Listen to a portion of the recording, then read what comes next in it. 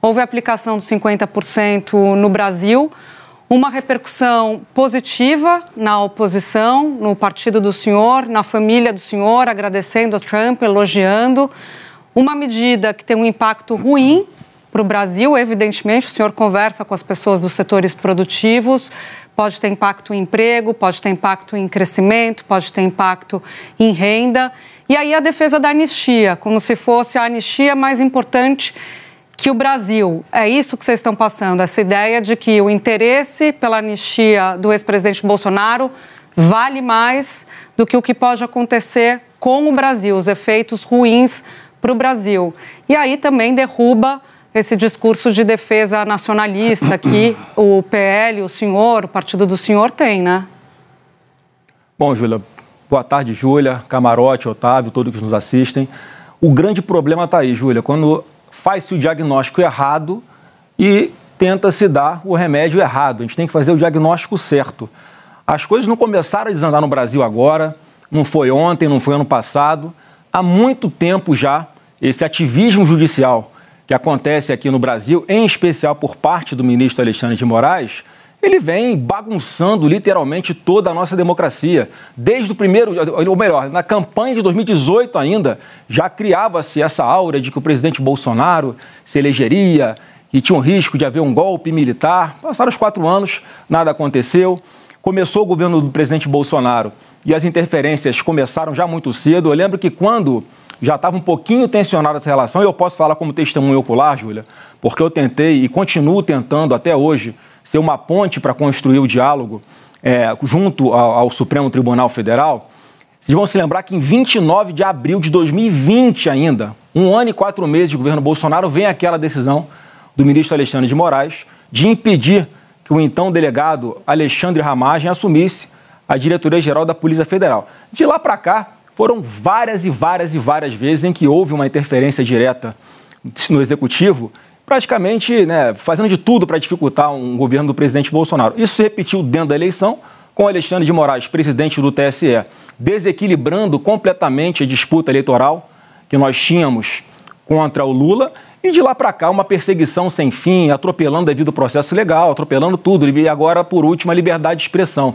Então, eu acho que a gente tem que entender o contexto de tudo isso, porque a sanção que o Trump impõe, Júlia, ela não é meramente econômica, todos nós sabemos disso. Ela tem um viés, sim, político e tem um viés econômico, porque é claro que o Trump olha aqui para a América do Sul e enxerga muito claramente para onde o Lula está levando o nosso país. Então, tem esse cenário todo, e aí sim é que tem o remédio.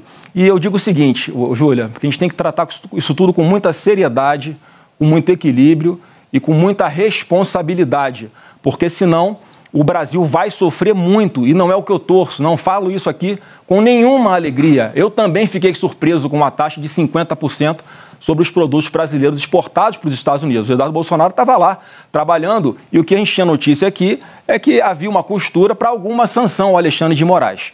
Mas é mais uma prova de que o Eduardo Bolsonaro não consegue manipular o Trump, não tem nenhum controle sobre o presidente da maior democracia do mundo.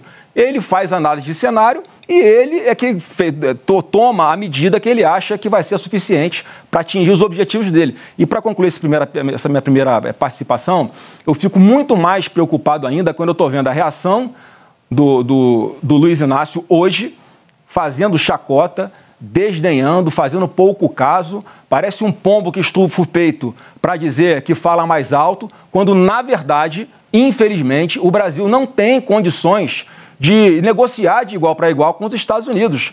Nós estamos falando de um presidente, Júlia, que há poucos dias meteu 100% de taxação na China, que é a maior parceira comercial dos Estados Unidos, e 2 dias depois estão os chineses conversando e negociando com os americanos. E, infelizmente, e o Trump falou isso hoje, que ele não está negociando com o Brasil. Ele não negocia, ele impõe exigências. Olha o perigo disso. Mas, senador... Essa é a minha preocupação, e a gente tem remédios, eu vou falar ao longo da entrevista para vocês aqui, que eu acredito que sejam suficientes para a gente começar a distensionar. Mas, senador, no final do dia, o que os senhores estão fazendo é aplaudir uma decisão que é ruim para o Brasil. É sobre isso. Não estou aplaudindo a decisão dele. Pode-se discutir a questão jurídica do pai do senhor, do ex-presidente. na própria justiça. Agora, aplaudir o que estão fazendo contra o país é ruim, vai na contramão dos discursos dos senhores mesmos, que defendem a defesa da soberania nacional, defendem o nacionalismo. Quer dizer, tem uma incoerência e parece que para beneficiar um grupo, que se taxe um país todo. E que o Brasil pague por isso, né? É bom que você me dê a oportunidade de desfazer essa percepção equivocada. Ninguém está feliz com o que está acontecendo com o Brasil, não. Eu estou aqui angustiado, estou preocupadíssimo. E eu estou mais preocupado ainda porque o presidente é o Lula. É uma pessoa que não tem o menor respeito, nem capacidade, estatura moral para negociar com o Trump, ainda mais o perfil do Trump que todos nós conhecemos, que é um perfil bastante agressivo em suas negociações.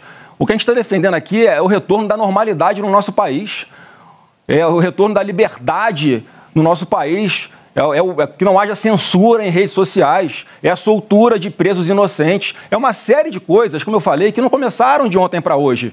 Há muito tempo, Júlia, que o Alexandre de Moraes vem atropelando todos os direitos e garantias constitucionais dos brasileiros, dos advogados, inclusive dos seus pares. Ele atrai o Supremo Tribunal Federal inteiro para um buraco negro que não era para estar o Supremo todo. Mas como a maioria está dando suporte para ele fazer o que está fazendo, você é testemunha, Júlia. Eu já te dei entrevista falando isso. As pessoas que estão me assistindo sabem como é que eu venho alertando isso há bastante tempo. Eu dei uma entrevista ano passado ainda, em que eu falava que a minha preocupação era que chegasse o momento em que o Brasil fosse tratado como foi a Venezuela, no governo Biden ainda. Porque lá não houve eleições limpas, porque o Maduro tirou a Maria Corina Machado na mão grande da disputa presidencial. Naquela época, o acordo que foi feito para que o Biden não sancionasse as empresas de petróleo venezuelanas foi que houvesse eleições limpas. Ele não fez o voto impresso, goste ou não da palavra, o voto impresso garantiu que o mundo inteiro soubesse que lá houve fraude nas eleições. Eles estão sendo sancionados até hoje. A sanção começou no governo do Biden. E eu falei isso lá atrás. E chegou a hora aqui no Brasil, e nós temos pouco tempo para conseguir, nós aqui, darmos uma solução antes que chegue o dia 1º de agosto. Porque o Trump, eu não vejo nenhuma dificuldade, Júlia, de o Trump passar essa taxação de 50 para 100 para 200 ou para zerar. Ou para botar 200 mais a lei Magnitsky, que vai punir pessoas individualmente aqui no Brasil, senador, que na cabeça dele possam estar tentando contra a democracia no nosso país. Como é que o senhor responde para esses segmentos que apoiaram maciçamente a eleição em 2018 do ex-presidente Jair Bolsonaro e a tentativa de reeleição em 2022? Eu respondo, Camarote, que obviamente que eu acho que é injusto. É injusto. Agora, mais uma vez, a gente tem que resolver. E quanto antes nós resolvermos, melhor. Por isso nós temos até o dia 1º de agosto para aprovar, para começar alguma coisa, para começar a sinalizar de que o Brasil está disposto a voltar à normalidade. Porque eu me coloco muito, Camarote, no lugar das pessoas. Eu fico imaginando o que está passando na cabeça do Trump nessa hora. Ele deve olhar para a América Latina e ver o que está acontecendo na Venezuela. Deve pensar assim, eu vou esperar chegar nesse ponto para depois impor sanções às empresas brasileiras ou tentar fazer alguma coisa para que a democracia ali prevaleça, porque ali vai ser mais um bunker do meu concorrente mundial, que é a China. É isso que passa na cabeça dele. Então, se nós estamos aqui nesse momento discutindo como é que sai dessa enrascada, eu estou falando qual é o caminho. A gente sai dessa enrascada voltando o Brasil à normalidade, para começar. Eu estou dizendo aqui bem claro, para começar, eu imagino que é isso, que vai ser um gesto importante, é aprovar uma anistia ampla, geral e irrestrita, já que na carta dele ele fala claramente que é uma caça às bruxas a Bolsonaro. Então vamos acabar com a caça às bruxas ao Bolsonaro, que é o que a gente já tinha que fazer, independente de pressão externa, que